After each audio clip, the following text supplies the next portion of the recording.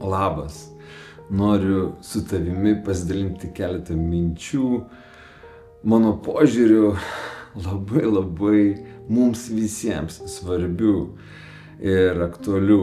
Ypač kas liečia mūsų vaikus, kurie pakeliui į suaugusių pasaulį, kuriame gali jie pasukti nuo kelio ir pasiklysti, paklyst kelyje. Kaip mes galime ir ką mes galime padaryti drauge, kad visos šitos liūdnos patirties jie išvengtų ateityje. Noriu su jumis pasidalinti keletą minčių apie pusiaukelės namus. Tai tokia vieta, kurioje gyvena tie, kurie pakeliui iš kalėjimų atgal į visuomenę. Tai yra tokios vietos, kuriuose žmonės jau po truputį laisvinami nuo bausmės ir po truputį grįžta pas mus, į mūsų tarpą, į mūsų šeimą, kurioje jie turėtų pradėti jaustis reikalingi, mylimi, suprasti, išgirsti. Ir visas šitas bendras projektas ir yra ne vien tik apie juos, bet apie mus visus. Visuomenę teisingą besivadinančios.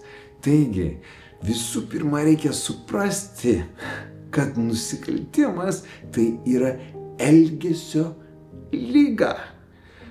Pačioje pradžioje mes visi būname tyrus, naivus, atviri, kol gauname per nagus su skaudžia patirtimi. Tada mes užsidarome, tada mūsų širdis užsiblokuoja, mes nustojame girdėti, matyti, suprasti, atjausti.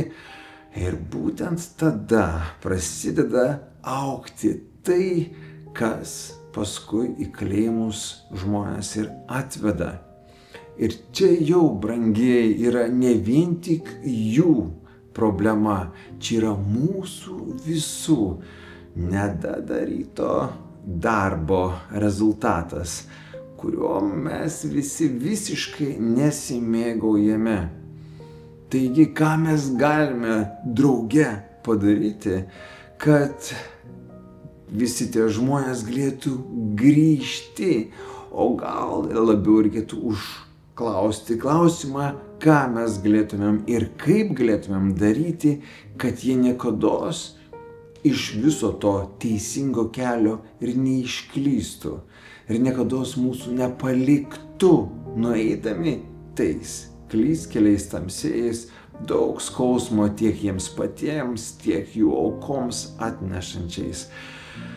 Brangieji, aš kviečiu jūs visus susimastyti apie tai, kad pusiaukelės namai tai ne vien tik apie nuteistuosius grįžtančius pas mus, bet ir apie mus pačius, juos pasitikti pusiaukelėje gebančius. Taip kaip mes elgiamės su jais, tokio pat elgesio mes galime tikėtis ir iš aplinkinių, jeigu mes netyčia nuklysime ne tuo keliu. Tas standartas, ta tradicija, jinai turėtų būti mūsų visuomenėje, kurioje mes mokome ne vien tik tais teisti ir smerkti, bet suprasti, atleisti ir pasitikti tuos, kurie buvo pasiklydę, kurie buvo save pametę.